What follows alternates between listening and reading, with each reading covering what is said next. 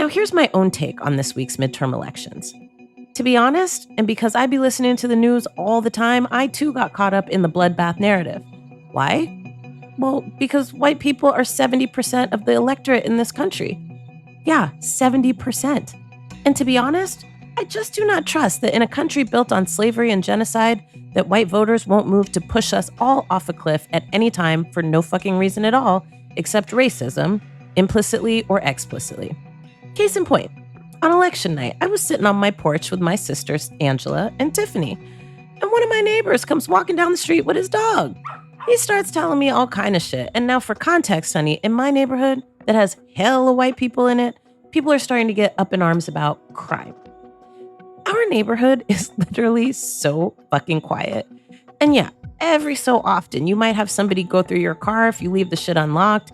And yeah, there have been a few robberies. But look, folks, I lived in Oakland for 20 plus years, and where I live right now ain't even the fuck close. Also, it's coming up on the holidays, and if you ain't got shit to put under the tree, you looking for some shit right now. People are talking about how bad the economy is, but you're not talking about what people do to make ends meet. Now, I haven't heard no gunshots, no helicopters, no police sirens in literally 6 months. Really and truly, ain't nothing unsafe about this neighborhood, I promise you.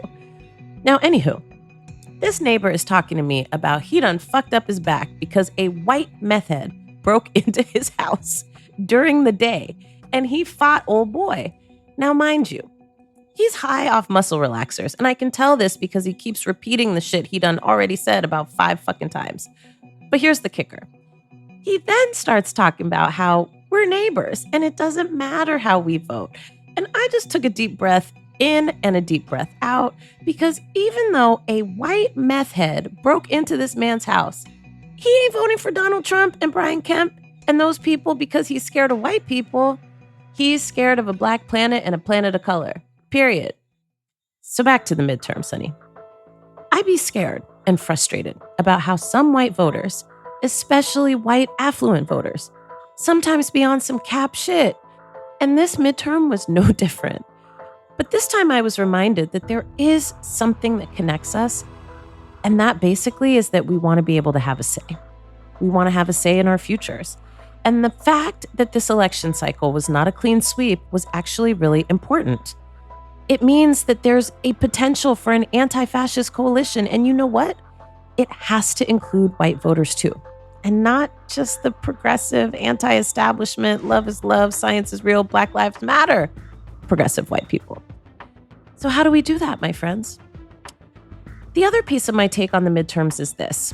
There really is no evidence that the extreme faction of the Republican Party, or the Republican Party for that matter, has organized any mandate to lead. Instead of a policy agenda, they chose an agenda of fear and division, and basically hung their hat on probably the most unpopular policy position ever, eliminating abortion. That's going to have impacts on them for years to come because only a portion of their voters are the fundamentalists that a total abortion ban would serve. Now, here's my other take on this. It's all about the field, baby. Talking to people directly at scale for absolutely any campaign that you want or plan to win. We're in a tricky situation here because the Democratic Party ain't moving the kind of resources it's supposed to be moving to outreach. That is, by and for the new American majority. Now, Jamie Harrison, former candidate for South Carolina U.S. Senator against Lindsey Graham, is now the head of the DNC. But despite the chest thumping that folk are doing right now, and in some ways rightfully so, because Jesus, could you imagine what could have happened? The truth is, we still ain't got no concrete numbers on this. Of the $90 million that was spent on outreach, how much of that went to Latino and Black engagement and outreach? Now, I believe in giving credit where credit is due, and we still have a party that prioritizes white suburban voters that are affluent and expects small or deeply underfunded organizations to pick up their slack when it comes to the Democratic majority. And so then campaigns have to go to philanthropy to fill in the gaps using resources that, quite honestly, need to go to the groups that are doing this turnout and engagement. And campaigns use money for all kinds of shit, but baby, if it ain't field, just keep your cash. Now, when you're in communities early and often, you can counteract the typical bullshit that people pull 6 weeks before an election, targeting Black people basically to not trust other Black people.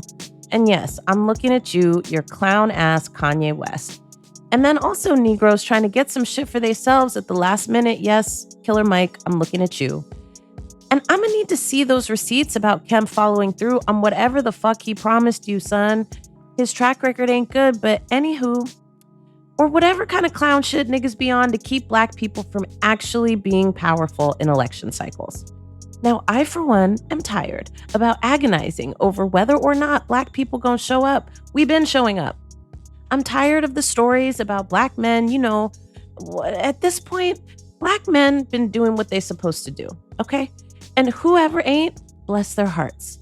Just like I'm not going after these QAnon people and trying to change their minds, I'm also not chasing after no motherfucker who is convinced that somehow they, on their own, as an individual, are going to change an entire system alone. And that the rest of us who have been out here just missed the boat the whole fucking time. Now, I only got so much energy, so I'm gonna go ahead and hand that to niggas who want to do that work, because there is a difference between those who have gone down the Candace Owens rabbit hole and the brothers who actually really do want something out of politics and have legitimate concerns about how to get it. So let me shout out Black Men Build and the crew that helps to make that happen. And my final take on this for now is that hopefully you saw what I saw, which is that voting really actually does matter. Literally, so many of these races are being decided by just a few thousand votes.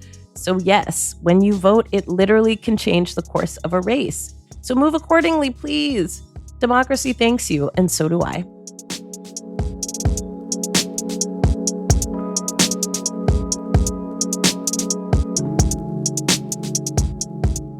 And just like that, it's time for our weekly roundup. Now, we're going to keep it short this week because who the fuck was paying attention to anything but whether or not we were going to drive full speed off a cliff?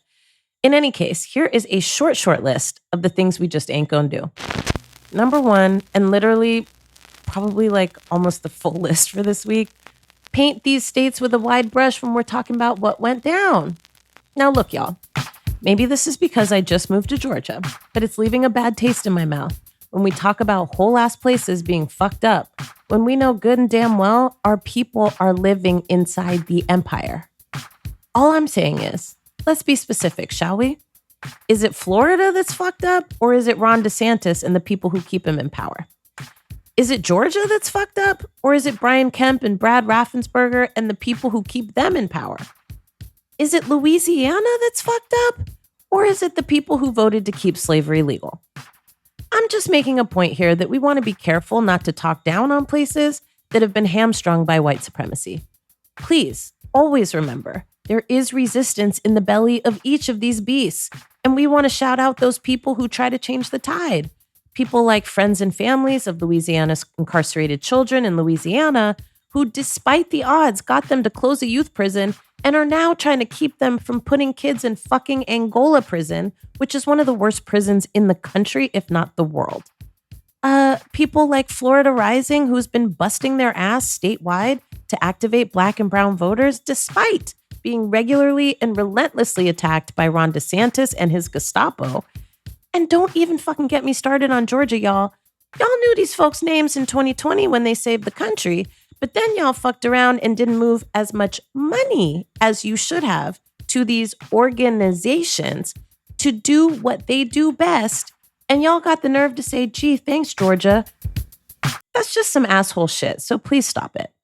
We gonna keep that on the list of things we just ain't gonna do. If I gotta say this shit every week, I will, y'all. For real. Be specific and watch your mouth. Here's what we want more of this week, though. And there's really just one thing on this list, which is winning. Now, if you're like me, this week you are feeling pretty powerful. Here's the thing. We feel powerful when we win because we feel like our hard work, whatever the hell work we put in, actually mattered. I mean, remember the reason that you voted. What was at stake for you? What got you to take the time? How can you keep that same energy all through next year and into 2024? And since there are still a lot of people who didn't participate, Can we take some of that energy and make it more contagious than COVID? That's right. I said that shit. He's still dealing with that. Anywho,